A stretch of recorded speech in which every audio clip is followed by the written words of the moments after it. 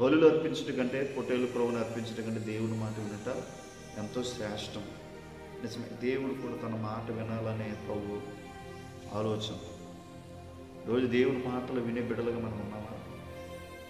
దేవుని మాటకు లోబడటం వల్ల సమస్త ఆశీర్వాదాలు తగిన కాలంలో మన జీవితాల్లో మనం చూడగలుగుతాం. దేవుడికి వ్యతిరేకంగా మనం ఏమి చేయలేము, ఫలించలేమని వాక్యం చెప్తుంది. ఆయనకు వేరుగుండా మనం ఏమంటే వేరుగంటే దేవుని మాట వినకుండా మన ప్రయత్నాలు, మన ఆలోచనలు, మనం ఎన్ని చేసినా ఖచ్చితంగా ప్రతి ప్రయత్నంలో, ప్రతి ఆలోచనలో దేవుని మాట మన జీవితంలో ఉండాలి. మనం చాలాసార్లు వాక్యం చూసినా కొన్ని పాటలు మనం అంటాం, నీ మాట నాకు చాలు, నీ చూపు నాకు చాలు. నిజంగా దేవుడి మాట మనకు చాలు అని అనుకుంటే, దేవుడి మాట మన బ్రతుకుల్లో ఉంటే ఆ మాటే కదా దావీదు చెప్తున్నాడు, నీ మాటే నన్ను బ్రతికించేది, నీ మాటే నాకు నెమ్మదినిచ్చేది, నీ మాటే నన్ను నడిపించేది, నీ మాటే నా త్రోవకు వెలుగై ఉంది, నా పాదాలకు దీపం అంటాడు. కారణం దేవుని మాట లేకుండా మనం బ్రతకలేము. మనుషుడు రొట్టె వలన కాదు కానీ దేవుని నోటి నుంచి ప్రతి మాట వలన జీవించును. నిజమే, ఆహారం ఉన్నప్పుడు కూడా ఎన్ని పరిస్థితులు, వసతులు ఉన్నా ప్రతి విషయంలో కూడా నువ్వు ఆహారం తిన్నా, లేకపోతే ఎన్ని పరిస్థితుల్లో ఎన్ని వసతులున్నా ప్రతి సందర్భంలో దేవుని మాట ఉంటేనే ఆత్మ సంబంధంగాను ఈ భూమి మీద సమాధానంగా మనం బ్రతకగలుగుతాం. దేవుని మాట ఉండాలి. ప్రభుత్వంలో అక్కడ కొన్ని విషయాలు మనం చూస్తాం.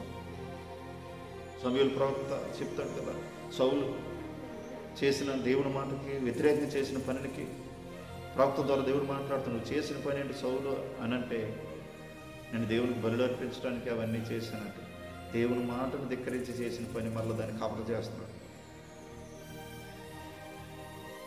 ఏదోని తోటలో దేవుని మాటను వ్యతిరేకించింది అవ్వ, ఆయన మాటను పక్కన పెట్టి అపవాదిగుడి మాట తీసుకుంది.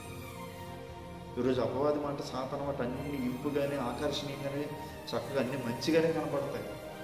కానీ దేవుని మాట కష్టంగానే, ఇబ్బందికరంగా, ఏదో కొంచెం కష్టంగా ఉంటుంది. అయినప్పుడు కూడా దేవుని మాట ఇబ్బందికరంగా, కష్టంగా ఉన్నప్పుడు కూడా తొదకు ఆ మాట చాలా నీ జీవితంలో ఉపయోగకరంగా, ప్రయోజనకరంగా, సమాధానకరంగా ఉంటుందని మనం గుర్తించాలి. అపవాది మాట ప్రారంభంలోనే, స్టార్టింగ్లో ఎంతో ఆకర్షణీయంగా, సంతోషంగా, ఎంతో మధురంగా ఉన్నట్టు ఉంటుంది. జాగ్రత్త. ఈరోజు దేవుని మాట మనం వింటున్నామా, దేవుని మాటకు లోపడుతున్నాము. బైబిల్ గ్రంథం చాలా విషయాలు వింటున్నాం కదా. చూడండి, ఆదాము దగ్గరికి దేవుడు అనేకమైన జంతువుల్ని తీసుకొచ్చాడు. ఆదాము వెళ్ళి తీసుకురాలి.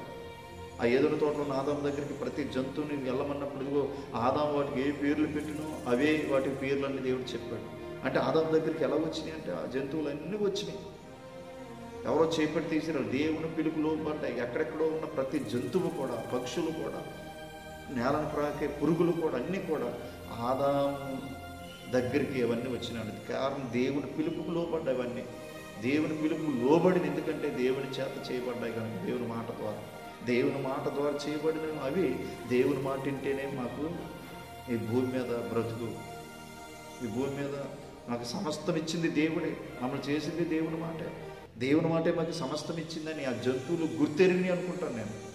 అందుకని ఆదాము దగ్గరికి ఎవరు పిలవకపోయినా, లేకపోతే ఎవరు తీసుకురాకపోయినా దేవుని మాటకి, దేవుని పిలుపు లోబడి ఆదాము దగ్గరికి అంతటా అవన్నీ వచ్చినాయి అంటే.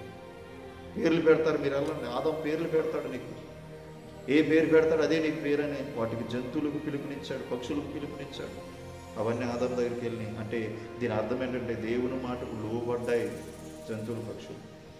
నోవా కాలంలో మనం చూస్తుంటే నోవా వాడు జలప్రలయం వస్తున్నప్పుడు, నోవా వాడు చేయమన్నప్పుడు వాడలోకి అన్ని జలప్రలయం రాబోతుంది. ఈ జంతువులు, పక్షులు అన్నీ కూడా రెండేసి, ఆడదే మగది రెండేసి వాడలోకి ప్రవేశించండి నోవా వెళ్ళి తీసుకురావాలని చాలా ప్రయాసం. ఎందుకంటే మనుషులు మాట విన్నారు, కానీ దేవుని మాట విన్నాయి. నోవా వెళ్ళి తీసుకురాలంటే ఒక్కొక్క జంతువులు తీసుకురావడం చాలా ప్రయాసం, కష్టం. వాడు చేయటం అక్కడ పని. నోవాకు చెప్పింది నోవాకు చెప్పాడు, జంతువులకు చెప్పింది జంతువులకు చెప్పాడు. కానీ దేవుని మాటకు లోపడ్డాయి. చూడండి, ఎక్కడెక్కడ ఉన్న ఆడదే మగదే జంతువులు, పక్షులు అన్నీ కూడా రెండేసి, అనేకమైనవి రెండేసి వాడలోకి వచ్చేసి, వాడలోకి వచ్చేసి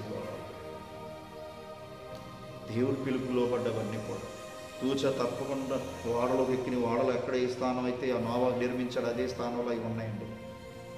పరిధి దాటలేదు. ఎందుకు తెలిసి దేవుడు చెప్పిన మాటను బట్టి అవి లోపడ్డాయి. అందుకు దేవుని సన్నిధిలో రోజు దేవుని మాట మనం అంటున్నాం. ఎన్నో బైబిల్ గ్రంథాలు ఎన్నో చూస్తున్నాం. పక్షులు, జంతువులు అన్నీ చాలామంది, కొంతమంది మనుషులు విన్నట్లుగా దేవుని మాటకి ఈరోజు మనం లోబడగలిగితే దేవుని ఆశీర్వాదం మనం పొందగలుగుతాం. ఎంతకాలం దేవునికి వ్యతిరేకంగా మనం ఉండగలుగుతాం. దేవుని మాట మనకు ఉండాలి. దేవుని మాట లేకుండా మనం బ్రతకాలి అని అనుకుంటాం. మోషే కొండ ఎక్కినప్పుడు దిగొచ్చే లోపల వారు దేవుని మాట అవసరం లేకుండా, కానీ దేవుని మాట వారికి ఉంటే వాళ్ళు కుటుంబం చెదిరిపోతున్న కుటుంబం కట్టబడుతుంది, చెదిరిపోకుండా కుటుంబం మంచిగా ఉంటుంది. దేవుని మాట వాళ్ళకి అవసరం. పరిధి దాటకుండా ఉండాలి, ఒకే పరిధిలో ఉండాలి, దేవుడికి ఇచ్చిన బిర్రిలో ఉండాలి, ఒక క్రమంగా నా కుటుంబం వెళ్ళాలి, ఒక చక్కగా వెళ్ళాలంటే దేవుని మాట కుటుంబానికి అవసరం. ఆ మాటను తీసుకురావటానికి మోషే పర్వతం ఎక్కి 40 దినాలు ప్రార్థన చేసి దేవుని చేత ఆ మాటలు అందించుకుని దేవునికరమైన మాట తన ప్రజల్లోకి, తన కుటుంబంలోకి తీసుకెళ్లాలనేటప్పటికీ లోపల వారు చిందరవందరగా అల్లరితో కూడిన ఆటపాటల కింద వాళ్ళ పరిస్థితిని చూశారు. దేవుని మాట ఉంటే పరిస్థితి రాదా అంటే దేవుని మాటకు లోబడు. దేవుని మాట విందాం మనం. దేవుని మాట వినుటం శ్రేష్టం అంటే ఈరోజు దేవుని మాట విన్నాం, దేవుని మాటకు లోబడదాం. ఇంకా చాలా విషయాలు బైబిల్ గ్రంథంలో ఉన్నాయి. దేవుడు ఇంకనూ తన వాక్యం ద్వారా అనేక విధాలుగా మాట్లాడి మనల్ని బలపరచునుగాక. దేవుని మాటకు లోబడి దేవుని ఆశీర్వాదం పొందుకుందాం. అటు కొరకు దేవుడు మనకు అనుగ్రహించునుగాక.